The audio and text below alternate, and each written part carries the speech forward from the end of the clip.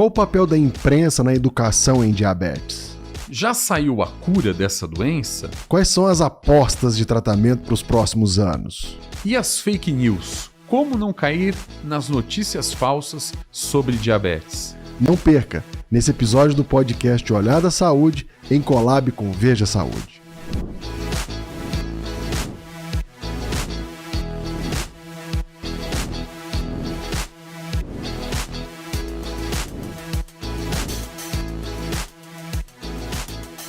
Olá, sejam todos bem-vindos ao podcast Olhada Saúde, em collab com Veja Saúde.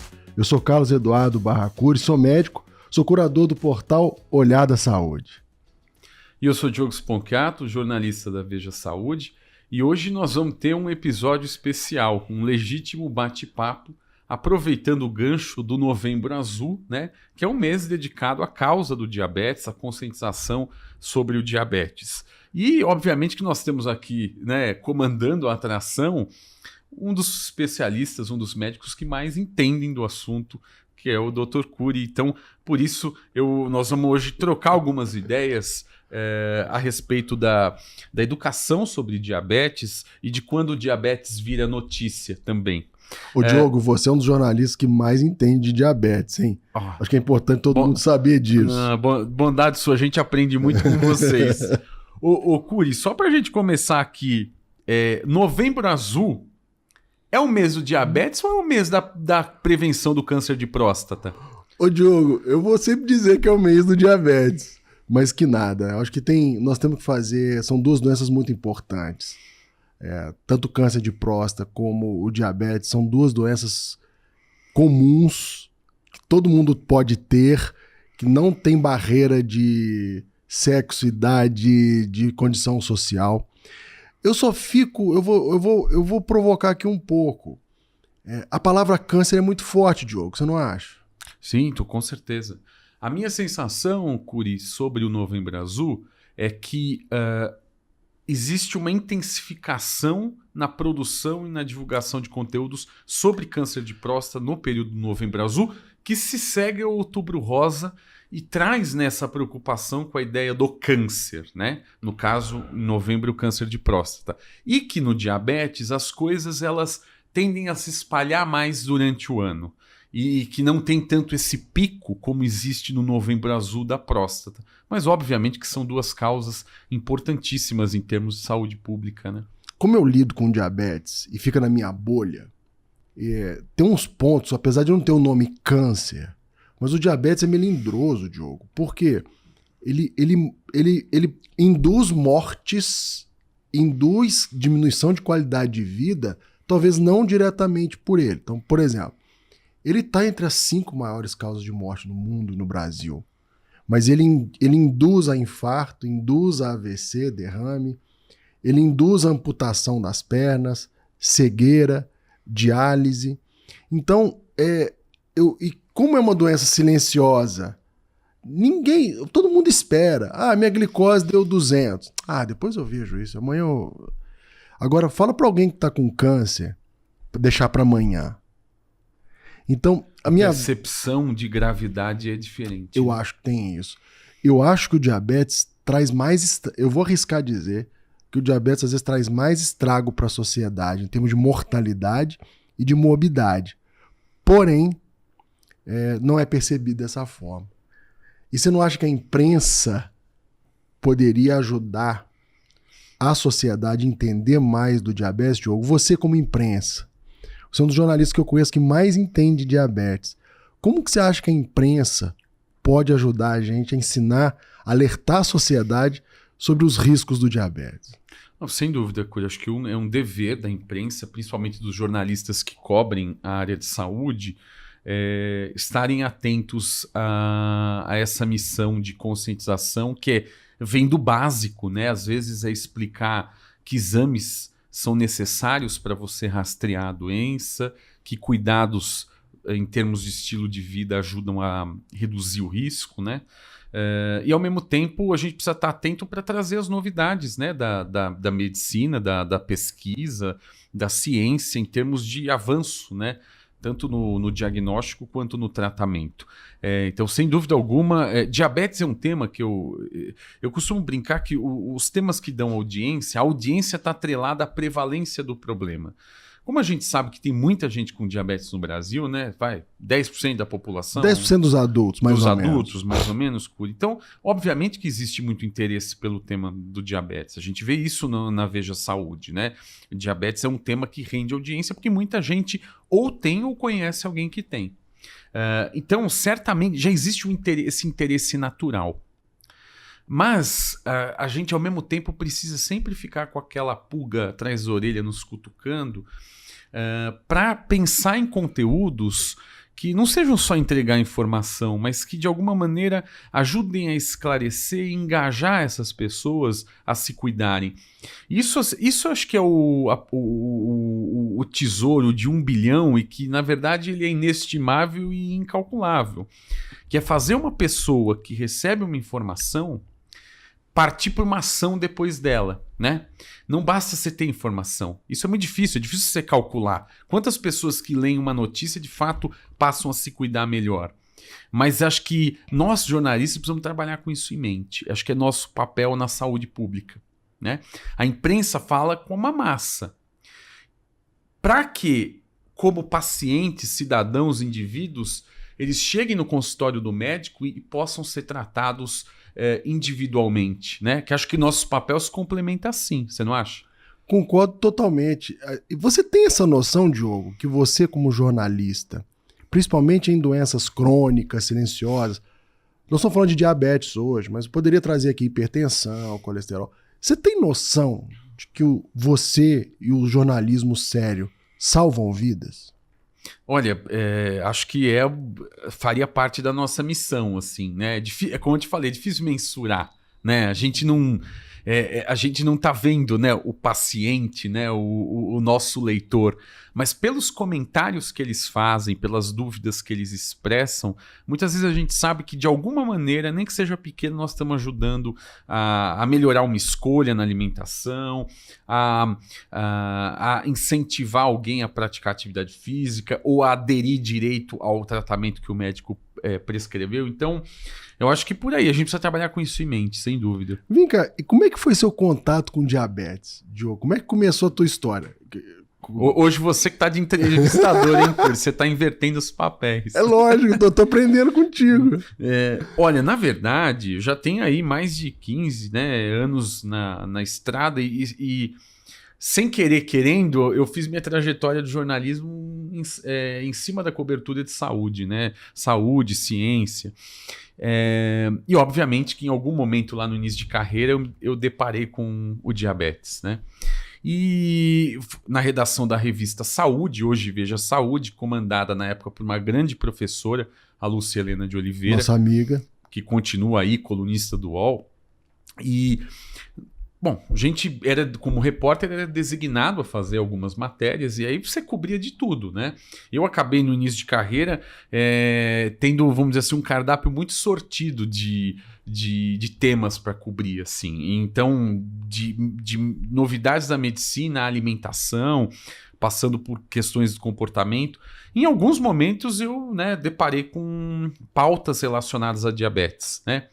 Seja a alimentação para o diabetes, muito novas tecnologias, novos medicamentos, né? Acho que eu pude acompanhar essa evolução biotecnológica, né, no desenvolvimento de novos remédios, de novas formas de monitorar, né, a glicemia e o diabetes, enfim.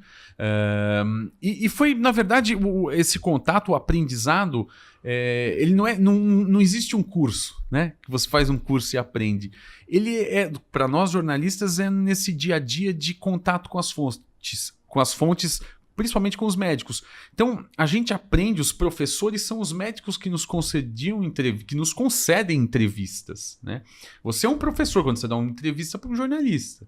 Então, eu tive a oportunidade de fazer entrevistas com grandes nomes da endocrinologia, né? E posso citar alguns aqui, o professor Chakra, né, da Unifesp, o professor Marcos Tambassi, da Unicamp. Mas eu diria para você que uma aula marcante para mim, eu me lembro de um dia ter entrevistado presencialmente o Dr. Fredi Eliashevitz, endocrinologista aqui de São Paulo, e fui lá, né, no consultório dele e ele me deu uma aula de diabetes, do básico, sabe? Do básico, né? Me lembro que na entrevista ele até, como um professor, ele levantava e ia me explicando em pé, como um professor mesmo, explicando o que insulina, glicose, por que dá ruim, né? Por que como o tratamento ajuda as coisas a se encaixarem, a funcionar. E o outro marco, e acho que é como nós nos encontramos na vida, né, Curi? É quando nós tivemos contato lá pela saúde com a linha de pesquisa de célula-tronco que venceu o Prêmio Saúde. 2008. E que eu tive né, contato contigo para entender sobre o papel do tratamento experimental de célula-tronco no diabetes tipo 1, mas que a partir daí nós firmamos uma relação, vamos dizer, de jornalista-fonte, e com você eu pude aprender assim os detalhes, eu diria que da bioquímica da coisa, até o momento que a gente fez o livro pela editora Abril, O Futuro do Diabetes, né? Um livro que assim tive, né, o prazer de tocar ao teu lado. E aí, obviamente, que para conceber esse livro eu tive que aprender muito, desde da molécula que abre as portas lá para a glicose entrar na célula, até o que nos espera em termos de futuro no tratamento, né? Foi um período intenso, né, Diogo? Foi. Período intenso, muitas conversas, né? Muito encontro aqui em São Paulo, em Ribeirão Preto. Ribeirão Preto, com certeza. Eu acho que é um livro que, pode ser, acho que seria até muito bacana se a gente pudesse fazer uma versão revista e atualizada, porque óbvio que muita coisa mudou, né? Mas é um livro que ele dá uma, né, graças ao teu conhecimento, tua forma de passar esse conhecimento, ele dá uma base muito grande do que é o diabetes, das ciladas que ele arma e de como existem estratégias, inclusive relacionadas a mudanças no estilo de vida, para você conter, né? Ainda bem que você escreveu o livro, porque para médico parceria, para médico colocar todo aquele conteúdo de uma maneira simples, gostosa e objetiva é impossível. Então precisa ter quem escreve bem. Né? Não, acho que é a parceria. Um tem o conhecimento, o outro ajuda a transpor, né? Ô, Curi, deixa eu até aproveitar para falar. A gente sempre fala no futuro, até no livro a gente falava, e na coluna que você tem na Veja Saúde você comenta isso. A gente fala muito sobre tecnologias, avanços, inovações, e certamente elas estão entre os conteúdos que na área de diabetes mais geram audiência. Mas você bate muito nessa tecla da mudança de estilo de vida, da mudança de mindset do paciente para se tratar e de fato conseguir controlar o diabetes. Esse segue sendo o lema, vamos dizer assim, mais importante no Novembro Azul? Essa conscientização para se engajar melhor no autocuidado? Eu acho que a gente precisa. A pessoa gosta de clicar na novidade. Então o que a gente faz, Diogo? Eu aprendi com você e com vários outros jornalistas. A gente tem que trazer a novidade, mas ao mesmo tempo, olha, vamos botar o pé no chão. Não adianta você ter o lançamento do momento. Uma coisa que nunca vai mudar é o estilo de vida saudável. Ah, mas e quem não tem diabetes? Tem que ter estilo de vida saudável. Você tem 2 crianças pequenas, eu tenho uma criança pequena. Os nossos filhos podem comer o que quiser, a hora que quiser, a quantidade que quiser. Os nossos filhos podem ficar 14 horas na frente de uma tela. Os nossos filhos podem ficar sedentários? Não. E tem gente, Diogo, que quando a gente fala a palavra cura para diabetes, a primeira coisa que... Isso eu pergunto no consultório. Se eu falar cura, o que isso implica para você? 90 e tantos %. Você sabe o que é? Comer o que quiser. Isso nunca vai acontecer. No transplante eu fazia essa pergunta na entrevista. Então, isso não vai acontecer.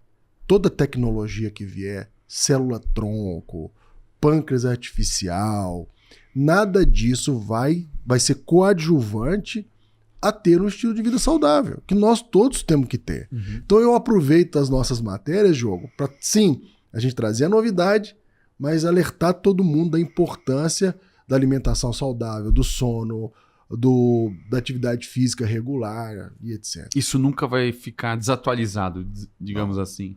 Quem oferecer um tratamento que não envolva isso, dá 3 passos para trás. Não tá errado. Duvide. Quem tá ouvindo esse podcast e vendo a gente.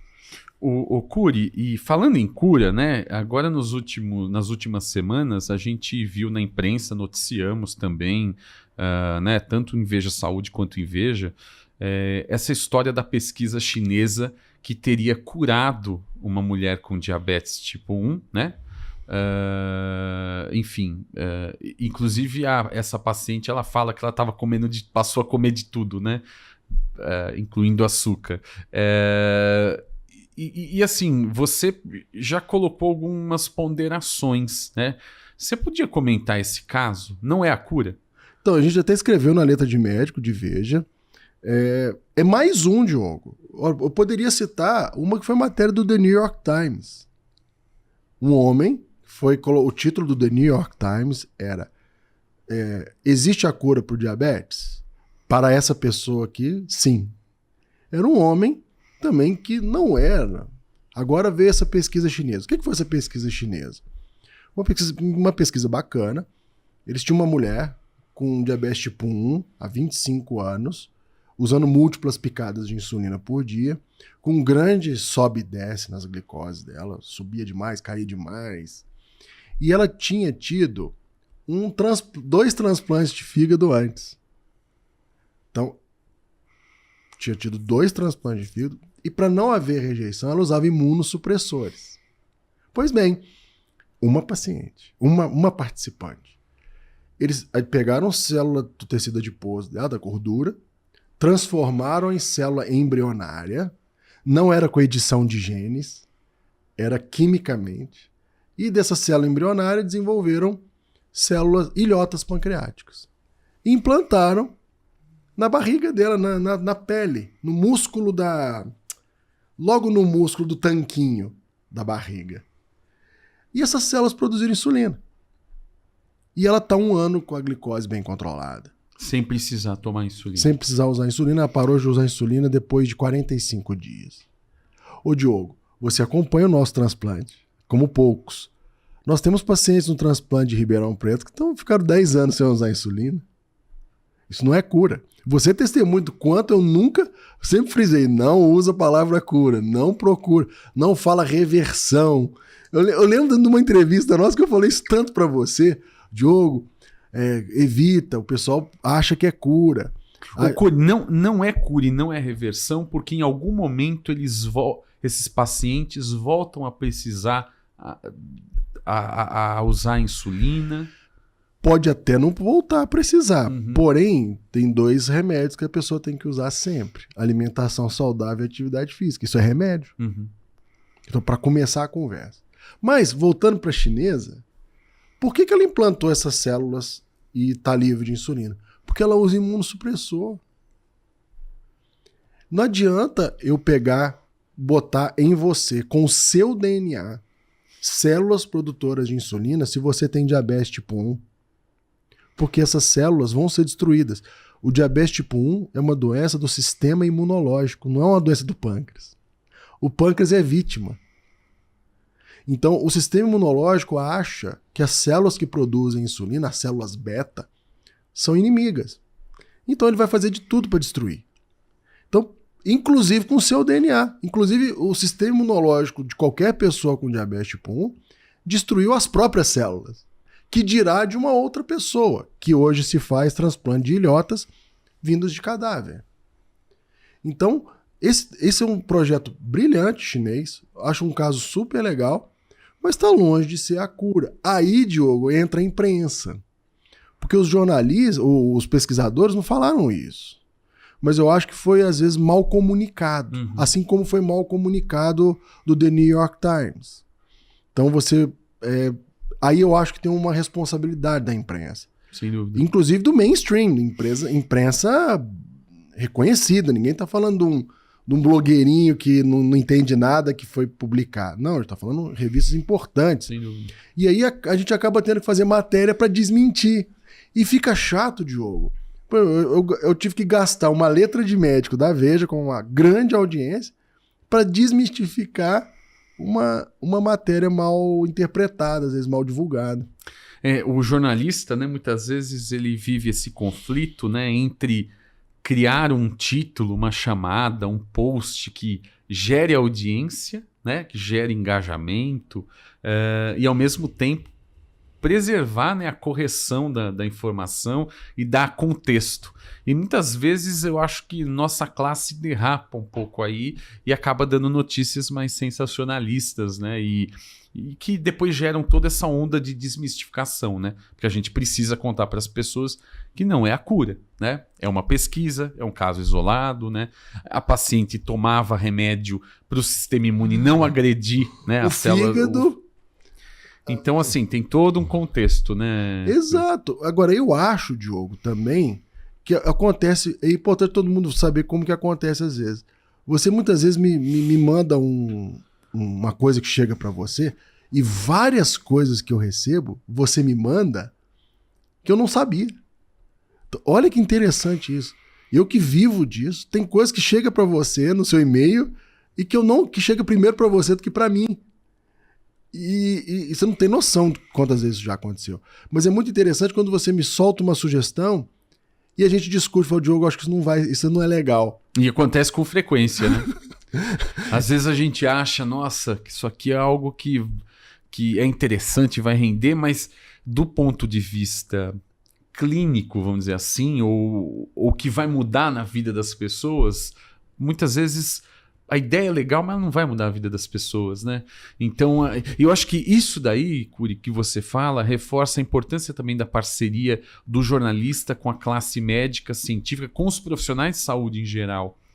Porque, claro, nós jornalistas podemos aprender a ver trabalho científico, a gente estuda e aprende nos congressos, nas entrevistas, mas nós não temos o domínio que vocês que passam a vida estudando, vendo o paciente e essa realidade clínica, né, que é cheia de nuances, nós não temos esse conhecimento. Por isso que eu acho que essa troca é tão importante. É por isso que, para fazer uma matéria bem feita, a gente precisa falar com quem entende, né? Exato. E eu percebo que às vezes tem matéria de jogo que não tem, que a gente percebe que não foi feita sem a colaboração de um profissional de saúde. Certamente, porque ela não vai ter a mesma profundidade, não vai ter o mesmo contexto. E em jornalismo de saúde a gente sabe que o contexto é muito importante, né?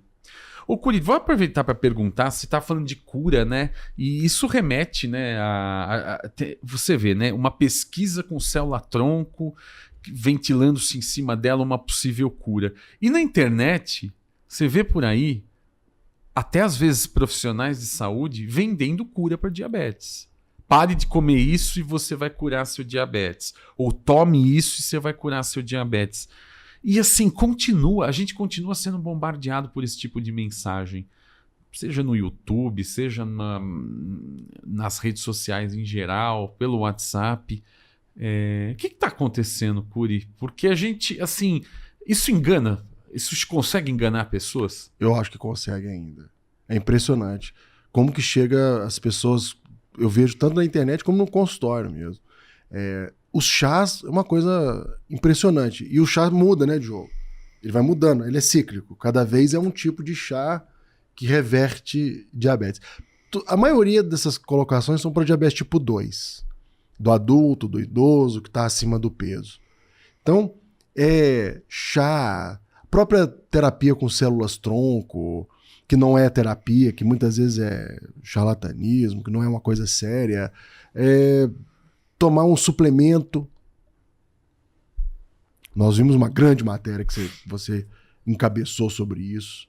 Então, é criminoso, chega a beirar o crime isso aí, porque faz as pessoas pararem de tomar os remédios para tomar suplementos, vitaminas, e é atraente. Sim. O discurso, normalmente, é um discurso bom, bonito, convincente. E às vezes você, como médico, fala que isso não funciona, fica parecendo que você estraga prazeres. Nossa, mas tem um fulano. E para piorar, Diogo, ocasionalmente um ou outro tem alguma melhora que faz pensar que aquele é do tratamento. E não é. Então, Com diabetes tipo 2, como é uma doença crônica e ela é silenciosa, dá para passar, às vezes, um tempo. Só que as pessoas não sabem que anos e anos, com 200 de glicose, 190, lá na frente vai pagar o preço. Passando de impotência sexual até cegueira e infarto. O diabetes tipo 1 é mais grave, porque tem gente vendendo tratamentos com chás e fórmulas e vitaminas, mandando pessoas pararem de usar insulina. Isso é chocante, né, Curi? Aí pode parar na UTI amanhã. E pode morrer amanhã, em um dia. Então isso é gravíssimo. E nós temos casos disso aqui no Brasil. Nós temos organizações fazendo isso. Então isso é muito complicado. Então a regra básica qual é, Diogo? Duvidem de tudo que é fácil, rápido e indolor. É a regra básica para tudo. Para diabetes, para qualquer doença. Alzheimer, qualquer coisa. Duvide de tudo que é fácil, rápido e indolor. Eu vi uma frase esses dias que eu gostei. Medicina é difícil. Não adianta. Medicina é difícil. Você é casado com uma médica. É difícil, pô. Você tem que fazer um curso difícil. Não é fácil, não tem atalhos. É difícil. Não é uma ciência tão exata, né? Não. Então, ainda bem que tem profissionais como você, ainda bem que tem canais como o nosso podcast, como a Veja Saúde, como o Olhar da Saúde, com vários outros por aí, para ajudar a gente a educar a sociedade. Por isso que eu acho que no consultório, Diogo, a gente faz palestra para um. A gente está aqui na internet, no Spotify ou no vídeo, nós estamos falando para milhares de brasileiros. Então eu acho que a gente tem um papel muito importante, você tem um papel muito importante nisso. Ô Curi, e até já que você tocou nesse assunto, né, vamos dizer que a tua carreira hoje ela se baseia num tripé, né? Porque você continua fazendo consultório. Muito. Continua na pesquisa clínica, né, com as suas células-tronco. E tem esse trabalho de comunicação e educação em diabetes. E as coisas se conversam, né? Como que você dá conta de atuar nessas... de chutar, cabecear, de atuar nessas três áreas aí? O Diogo, foi acontecendo. Eu tive a grande oportunidade de encontrar pessoas...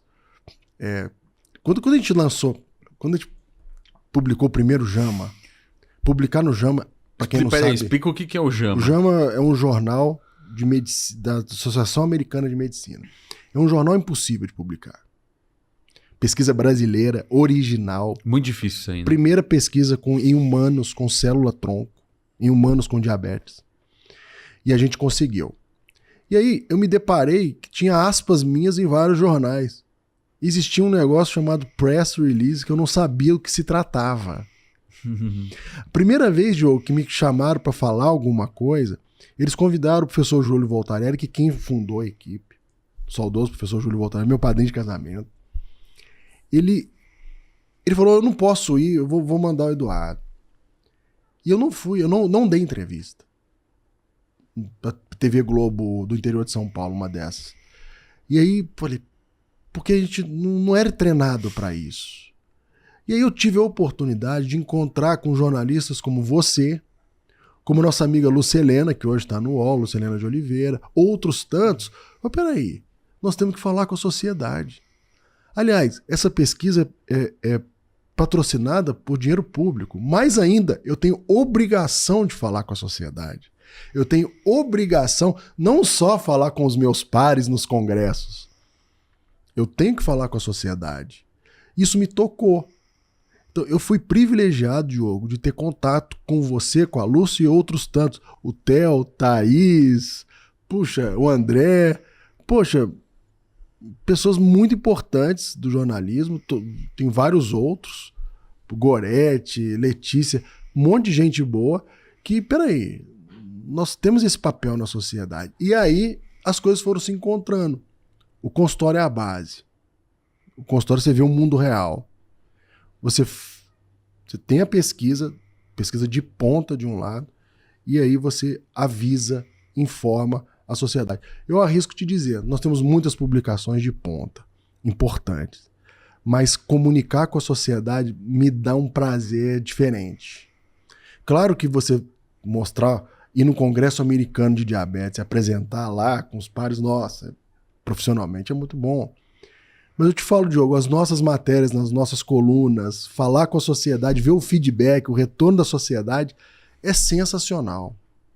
É uma sensação de dever cumprido. Você tá, olha, eu tô avisando a sociedade e a gente ainda tem os congressos médicos, que a gente também informa os médicos. Então a gente fala para os médicos, avisa a sociedade e a gente consegue pressionar dos dois lados. O paciente empoderado, o médico empoderado, a tendência é melhorar o atendimento como um todo, graças ao contato que eu tenho com ótimos jornalistas.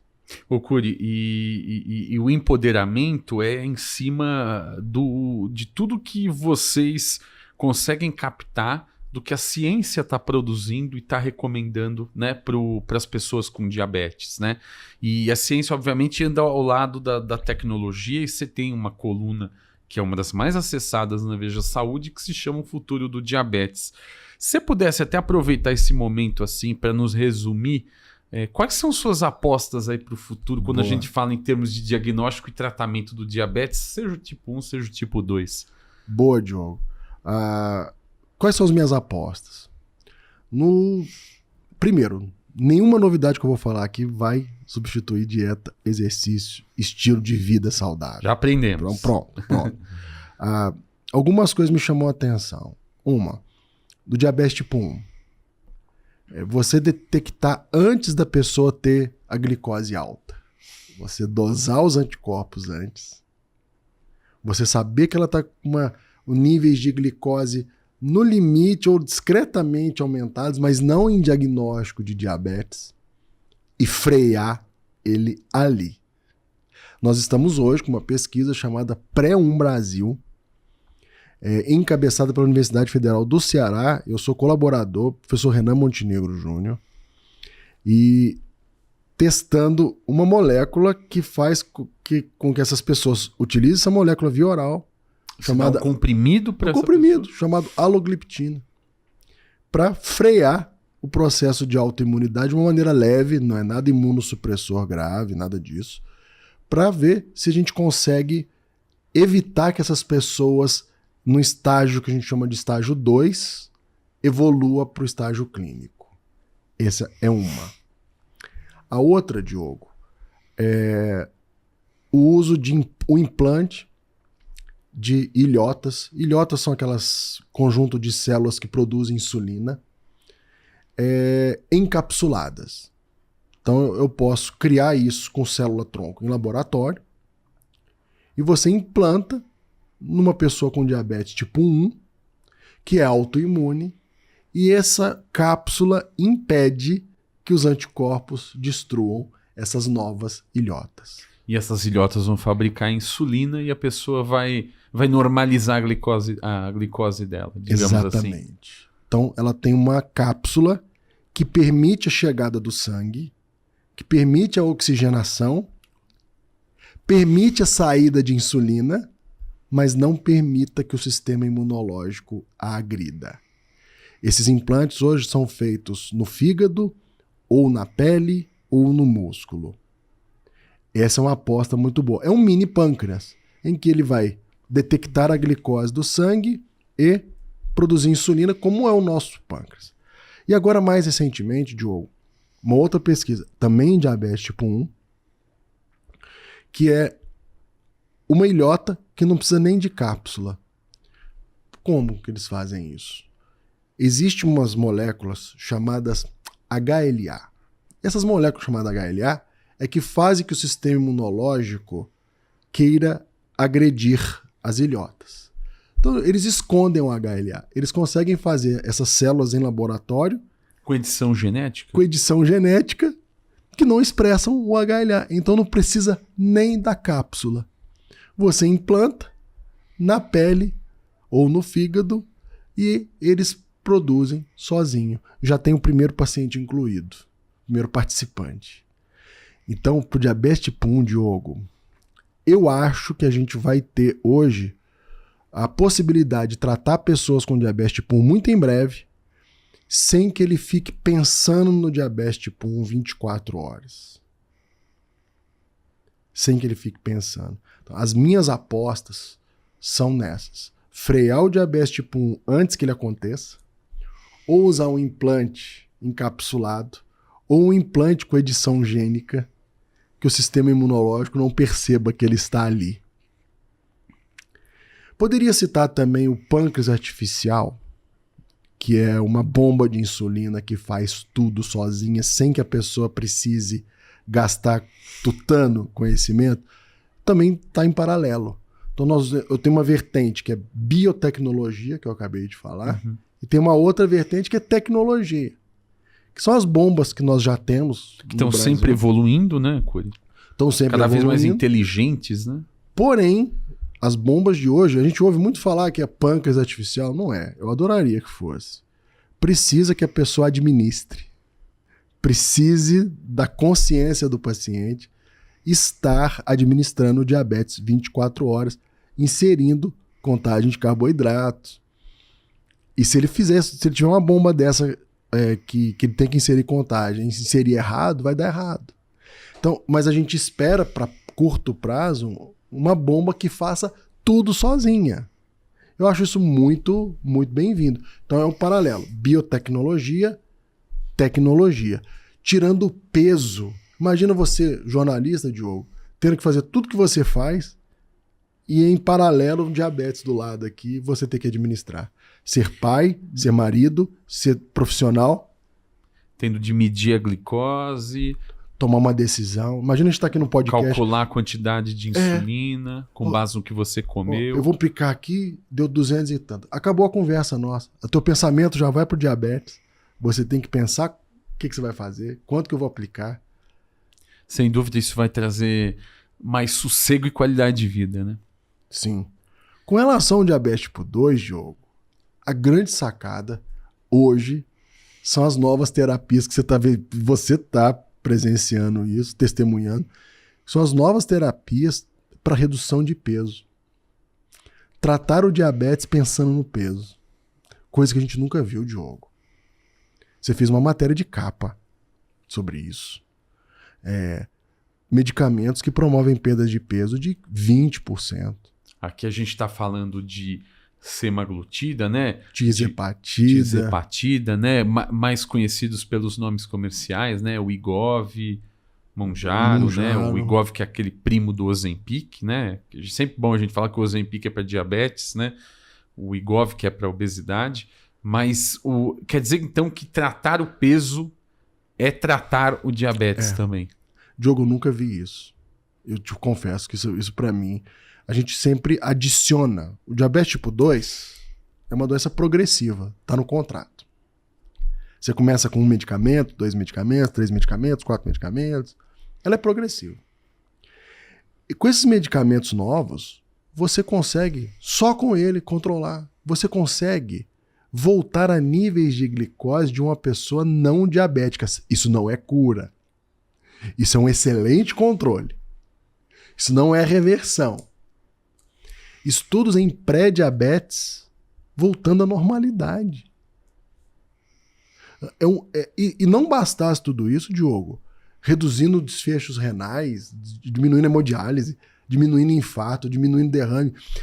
Isso tudo é muito famoso, e você sabe bem disso. É fácil falar de peso.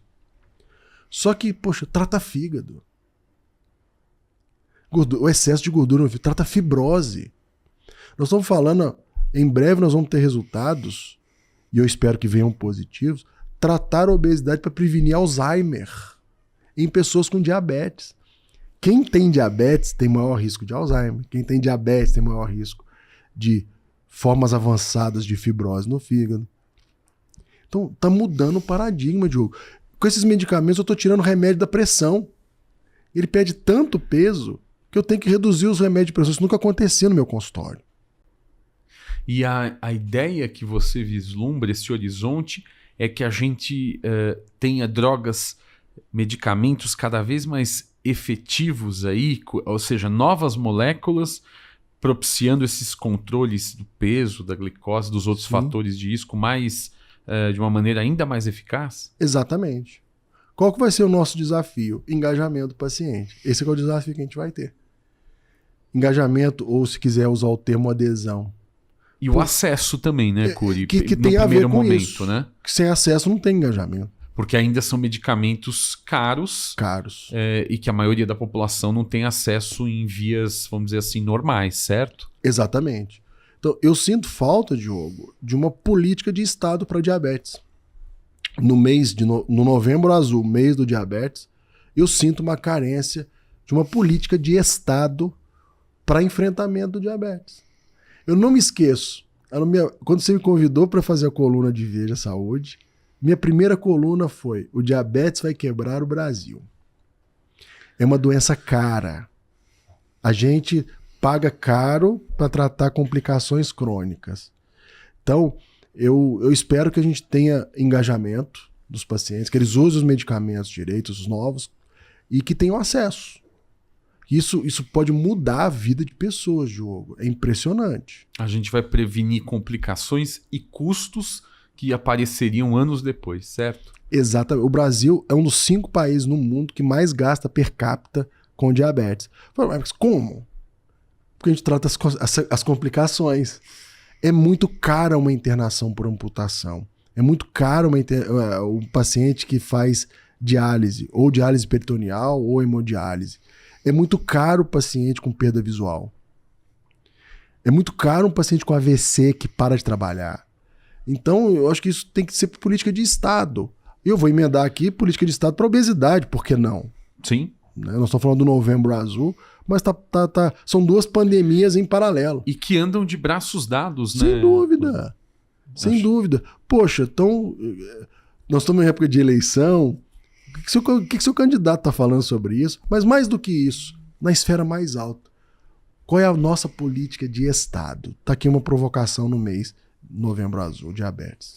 E sem dúvida, né, Curi, se a gente não tem, né, políticas públicas que assegurem, né, o acesso dessas, inclusive das inovações e desses cuidados para os pacientes, dificilmente a gente consegue fazer com que aquilo que a ciência desenvolveu chegue na ponta, né? É verdade. Então, por isso que e o que passa de novo por comunicação, né? E então acho que a gente conseguiu amarrar diversas pontas aqui nesse episódio especial de Novembro Azul, né?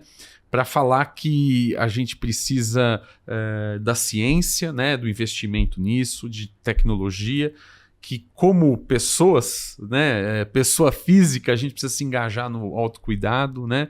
E do nosso lado aqui, né, como profissionais de comunicação e saúde, a gente precisa compartilhar, né, com contexto, com seriedade, com ética e baseado nas evidências científicas, o que tem sido a que conclusões, né, a ciência vem chegando aí sobre tantos cuidados e tantas novidades que a gente vê aí na área de diabetes, né? Acho que essa é a nossa missão, certo? De todos nós, né, Diogo? Eu acho que a gente tem que estar de mão dada, igual a gente está fazendo.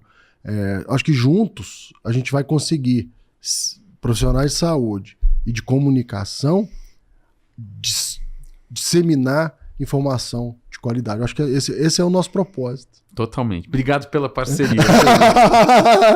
Obrigado pela parceria. Eu que agradeço, Diogo. Eu tenho certeza que todo mundo gostou desse episódio, né, Diogo? Com certeza, Curi. Obrigado. Obrigado, pessoal. Vocês compartilhem com seus amigos, com a sua família. Você tem alguém com diabetes na família? É Novembro Azul, mês do diabetes. É mês do câncer de próstata também, né, Diogo? Tem que cuidar das duas coisas. Mas compartilhe com a sua família, compartilhe com seus amigos e esteja conosco no próximo episódio do podcast Olhar da Saúde, em collab com o Veja Saúde.